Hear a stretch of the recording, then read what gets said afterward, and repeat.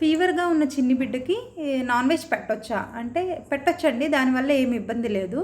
దానివల్ల జాండీస్ కూడా ఏం రాదు. మీరేం భయపడిన అవసరం లేదు. అది పాతకాలంలో వాళ్ళకి తెలియదు దేనివల్ల జాండీస్ వస్తుంది అని. సో దాన్ని ఒక కాజ్గా చేసేసుకున్నారు అంతే.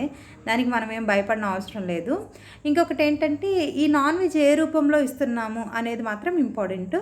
ఫర్ ఎగ్జాంపుల్ అప్పుడే మనం సాలిడ్స్ స్టార్ట్ చేస్తూ ఉంటాం 6 మంత్స్ తర్వాత బేబీకి.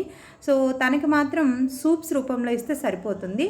టోడ్లర్స్ ఎవరైతే ఉంటారో అంటే 1 to 3 years ఈ ఏజ్ లోపల ఉన్న చిన్న బిడ్డలకి ఏం చేయాలంటే వెల్ కుక్డ్ మీట్ అనేది మనం పెట్టవచ్చు. అంటే వాళ్ళకి ఏదైతే ఇస్తున్నామో దాన్ని మనం మంచిగా కుక్ చేసి ఇవ్వాలి. ఫ్రైస్ కానీ గ్రిల్డ్ కానీ ఇలాంటివి ఇవ్వకోకుండా మంచిగా కుక్ చేసి వాళ్ళకి ఇస్తే సరిపోతుంది.